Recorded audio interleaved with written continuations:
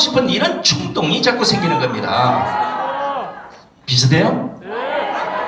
이거 고칠 수 있는 병원은 4월 15일 날 개원을 합니다. 그때 그 병원에 가셔서 싹 고치시기 바랍니다. 자, 먼저 연사분들 모시기 전에 옥중서신, 우리 정강훈 목사님께서 옥중에서도 계속 문재인 정권 퇴진을 부르짖고 있습니다. 제 49편 많이도 보냈어요. 준비됐습니까? 예, 영상 보시겠습니다. 네, 반갑습니다. 너아라 TV를 시청하고 계시는 애국 국민 여러분, 또 나라와 민족을 위해 깨어 기도하고 계시는 애국 성도 여러분, 지금부터 49번째 정광훈 목사님의 옥중서신을 여러분들에게 전해드리도록 하겠습니다. 존경하는 국민 여러분, 지도자를 잘 세워야 나라가 살 수 있습니다. 성경에는 지도자를 세우는 원리가 잘 나와 있습니다. 구약의 대표인 모세와 다윗이 어떻게 세워진 것을 보면 오늘날도 누구를 지도자로 세워야 되는지에 대해 알 수 있습니다. 그 중에도 베들레헴 목동이 예루살렘의 왕이 되는 과정은 지도자 양육의 교과서입니다. 다윗은 베들레헴에서 출발합니다. 베들레헴은 예수님이 태어난 곳으로 떡집이란 뜻이지요. 다시 말해 지도자는 예수님과 연합된 자로 출발되어야 합니다. 주님과 철저히 연합된 자가 진정한 지도자가 될 수 있다고 하는 것입니다. 이것은 곧 복음의 7대 연합으로 출발해야 한다는 것입니다. 다윗 왕이 하나님의 보시기에 합당한 것은 양치는 자세에서 나타납니다.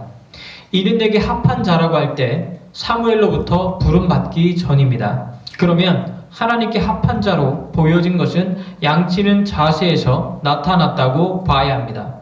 자기 것이 아닌 아버지의 양이요, 열심히 해도 형님들이 다 가져가는데도 양 한 마리를 위해 목숨을 걸고 사자의 턱수염을 잡고 싸우는 다윗이 하나님의 눈에 든 것입니다. 오늘날도 공동체를 위해 목숨을 거는 지도자가 필요합니다. 누가 나라와 교회를 위해 목숨을 거는지 살펴보시기를 바랍니다. 다음은 기름 부음이 분명해야 합니다. 하나님은 한 사람을 지도자로 세울 때 반드시 기름을 부어 세운다는 것입니다. 다윗은 사무엘로부터 성령의 기름 부음을 받았습니다. 인간의 재능과 능력은 한계가 있습니다. 성령의 기름 부음이 있어야 합니다. 다음은 의로운 분노가 있어야 합니다. 골리앗이 왔을 때 사울은 숨었고 다윗의 아버지는 자기 아들은 희생하면 안 되고 형들은 자신들도 못하면서 오히려 다윗을 꾸짖었습니다. 백성들은 나라가 망하는지 죽는지 먹고 살기에 바빴습니다. 오직 다윗은 골리앗과 맞짱 뜨러 나갔습니다. 오늘날도 다윗같이 의로운 분노가 있어야 지도자가 될 것입니다. 골리앗과 전쟁에서 이기고 오니까 더 큰 내부의 적이 있었습니다. 사울 왕이었습니다. 장인인 사울 속에 악령이 들어가 다윗을 죽이려 했습니다. 다윗은 인간적 방법으로 하지 아니하고 하나님의 방법으로 내부의 적인 사울을 이겼습니다. 오늘날도 하나님의 방법으로 사울을 이겨야 합니다. 아멘. 다윗의 모든 고난은 엔게디 굴에서 끝납니다. 지도자로 완성이 된 것입니다. 엔게디 굴 속에서 무슨 일이 있었나요? 사울을 피하여 엔게디 굴 속에 숨어 있을 때 사울이 같은 굴에 들어왔습니다. 얼마든지 사울을 죽일 수 있었으나 다윗은 자신의 지정의를 사용하지 않고 완전히 하나님께 반납했던 것이지요. 이것은 예수님의 십자가의 모형이 되었습니다. 아버지여 아버지여 내 뜻대로 마옵시고 아버지의 뜻대로 되기를 원하나이다. 이 말씀이 다윗에게 이루어진 것입니다. 선악과 이후 독립된 의지를 하나님께 반납한 것입니다. 여기에서 모든 것이 끝인 것입니다. 하늘의 하나님이 감동되었습니다. 그래서 예수님은 다윗의 자손이라고 하는 것입니다. 완전 복음과 완성이 된 것입니다. 자기 뜻대로 하지 아니하고 오직 하나님의 뜻을 따라 행하는 자가 진정한 지도자가 될 수 있습니다. 오늘날도 이러한 지도자가 일어나야 합니다. 4.15 총선에서 누가 다윗과 가장 가까운 사람인지를 잘 살펴보고 지도자들을 선택해야 할 것입니다. 특히 1,200만 성도들은 사사로운 감정으로 선택해선 안 될 것입니다. 성경의 원리를 따라 지도자를 선택해야 합니다.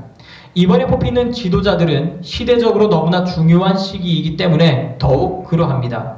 모든 국민은 자신의 선택에 대한 열매로 살 수밖에 없습니다. 이와 같은 원리로 많은 정치 지도자들을 가르쳤으나 말을 잘 안 듣더군요. 참으로 비참한 일이 아닐 수 없습니다. 이승만과 같은 지도자가 왜 일어나지 않을까요?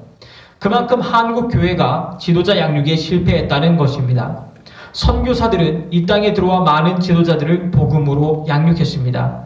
기도 많이 하십시오. 성경과 연합한 지도자들이 많이 세워질 수 있도록 기도합시다. 한기총 대표회장 전광훈 목사 드림. 이로써 49번째 전광훈 목사님의 순서회를 마치도록 하겠습니다. 지금까지 시청해 주셔서 대단히 감사합니다. 자, 정강 목사님 옥중서신 틀린 말이 하나도 없습니다. 대한민국의 현실 인식이 가장 확실한 분이고 하나님의 말씀을 여러분께 전해주는 영적 지도자란 것은 옥중서신 49만 보더라도 증명이 되고 있습니다. 자, 그럼